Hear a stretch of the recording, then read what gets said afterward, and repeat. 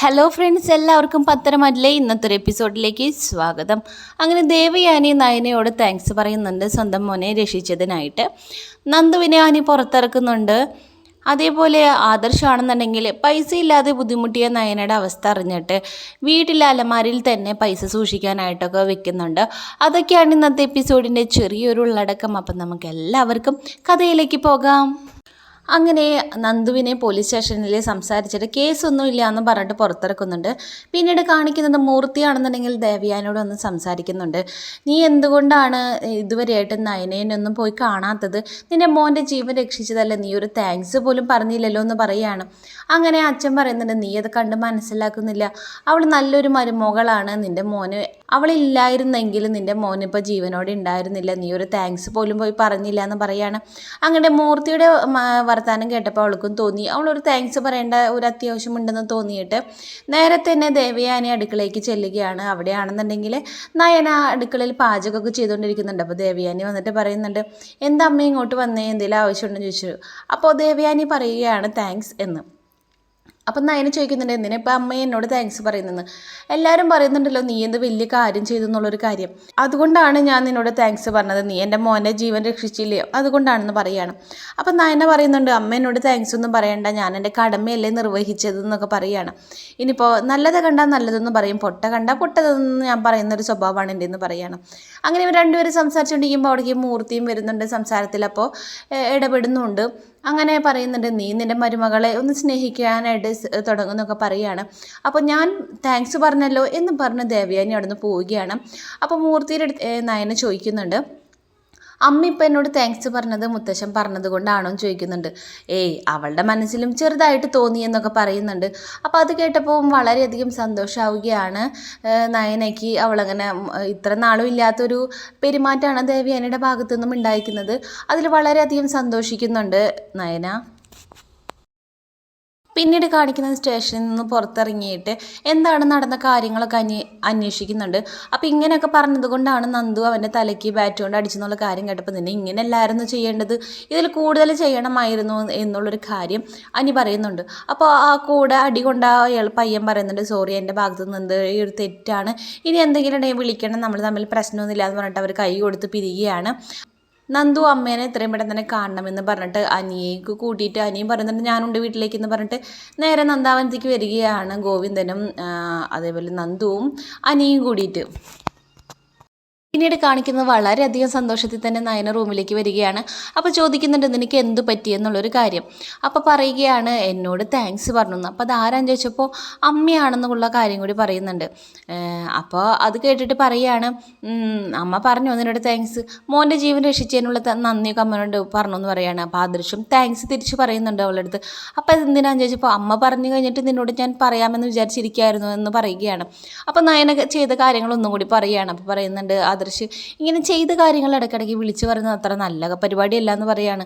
എന്നിട്ട് ആദർശം ഒന്നും അവളെ കുറ്റപ്പെടുത്താനായിട്ട് പറയുന്നുണ്ട്, നിന്നെപ്പോലുള്ളൊരു സൂത്രശാലിനെ ഞാൻ കണ്ടിട്ടില്ല എന്നും കൂടിയൊക്കെ പറയാണ്. അപ്പം നയന ചോദിക്കുന്നുണ്ട്, എന്തിനാണ് എപ്പോഴും എന്നിങ്ങനെ കുറ്റപ്പെടുത്തിക്കൊണ്ടിരിക്കുന്നതെന്ന് പറയാണ്. അങ്ങനെ അവളെ കളിയാക്കിയിട്ട് ആദർശിന് അപ്പോൾ ആദർശ് പറയുന്നുണ്ട്, എനിക്ക് ചെറുപ്പം മുതലേ ഉള്ള ഒരു അസുഖമാണ് ശ്വാസമുട്ട്, അതേപോലെ നിനക്കുണ്ട് കുശുമ്പും കുന്നായ്മയും, അതിനൊരു ഡോക്ടറെ കാണിക്കണം എന്ന് പറയാണ്.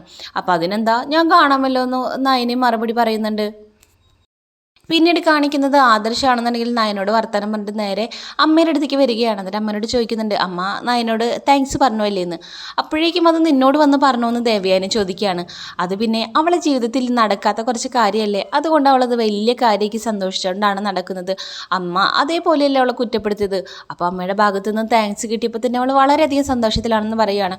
അപ്പോൾ ആദർശമാണെന്നുണ്ടെങ്കിൽ നയനേനെ ന്യായീകരിച്ച് സംസാരിക്കുന്ന ദേവയാനിക്ക് അത്രയ്ക്ക് അങ്ങോട്ട് ഇഷ്ടപ്പെടുന്നില്ല.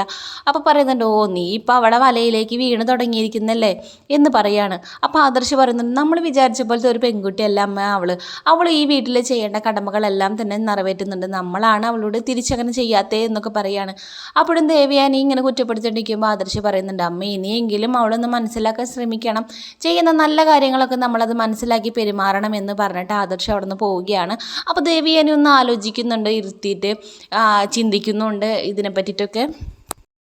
അതിനുശേഷം കാണിക്കുന്നത് നന്ദാവനാണ്. അവിടെയാണെന്നുണ്ടെങ്കിൽ അനി അവിടെ വന്നിരിക്കുന്നുണ്ട്. അപ്പം പറയുന്നുണ്ട്, എനിക്ക് നിന്നോട് ഫ്രീ ആയിട്ടൊരു ഉപദേശം നൽകാനുണ്ട്.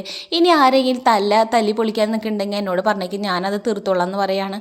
അപ്പോൾ എനിക്ക് എന്നോട് എന്തെങ്കിലും പറഞ്ഞു കഴിഞ്ഞാൽ അത് തീർക്കാനുള്ള ഒരു ഇതൊക്കെ ശക്തിക്ക് എനിക്കുണ്ട്. വേറെ ആരും ഇടപെടണമെന്നൊന്നും എനിക്ക് വലിയ താല്പര്യം ഉണ്ടായിരുന്നില്ല എന്ന് പറയാണ്. അപ്പോൾ ആ നേരത്ത് നന്ദുവിൻ്റെ അമ്മ വിളിക്കുന്നുണ്ട്, നന്ദു ഇങ്ങോട്ടൊന്ന് വന്നേന്ന്. എന്നിട്ട് അനിക്ക് കഴിക്കാനുള്ള ചായ പലഹാരമൊക്കെ ആയിട്ട് കൊടുക്കുന്നുണ്ട്. അങ്ങനെ അവൾ ആ ചായ ട്രേ ആയിട്ട് ഇങ്ങനെ വരുമ്പോൾ നോക്കുമ്പോൾ പെണ്ണ് കാണാനായിട്ട് ചായ കൊണ്ടുവരുന്ന പോലെ ഒരു ഫീലാണ് എനിക്ക് ഉണ്ടായത്. അങ്ങനെ നന്ദു നേരെ കൊണ്ടുപോയി ചായ കൊണ്ടുപോയി കൊടുക്കുകയാണ്. അപ്പോൾ ചോദിക്കുന്നുണ്ട്, എന്താണോ എന്നെ ഇങ്ങനെ നോക്കുന്നതെന്ന് ചോദിക്കുകയാണ്. ഏയ് ഒന്നുമില്ല എന്ന് പറയാണ്. അപ്പോഴേക്കും കനക വന്നിട്ട് പറയുന്നുണ്ട്, മോനെ ഇവിടെ നടന്ന കാര്യങ്ങളൊന്നും വീട്ടിൽ പോയി പറയണ്ട എന്ന് പറയാണ്.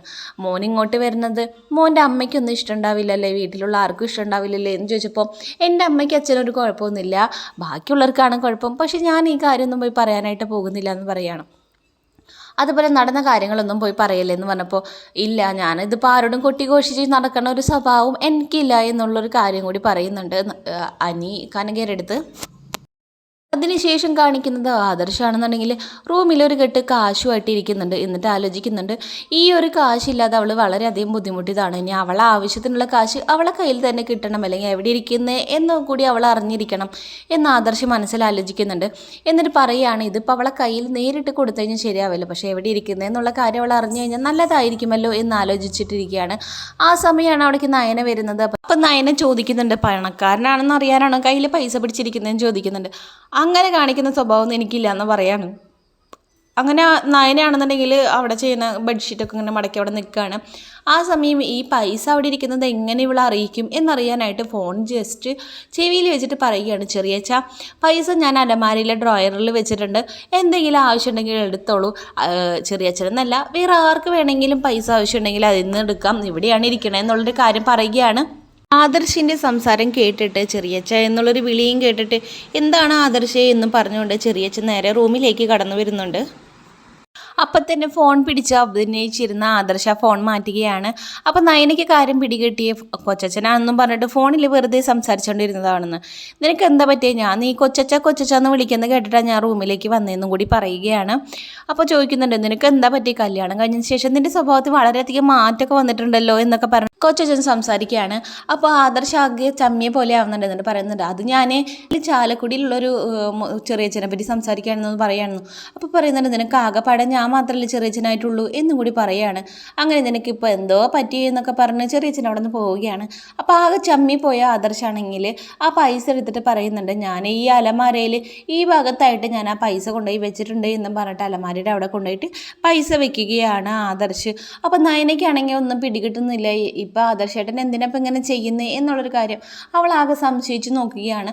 പിന്നീടാണ് മനസ്സിലാവുന്നത്, തനിക്ക് പൈസയ്ക്ക് എന്തെങ്കിലും ആവശ്യം വരികയാണെങ്കിൽ അതിൽ നിന്ന് എടുത്തോളാനുള്ള നേരിട്ട് പറയാനുള്ള മടി കൊണ്ടാണ് ആദർശ് പൈസ അവിടെ കൊണ്ടുപോയി വെച്ചിട്ട് ഇങ്ങനെയൊക്കെ അഭിനയിച്ചേ എന്നുള്ളൊരു കാര്യം എനിക്ക് മനസ്സിലാവുന്നുണ്ട്.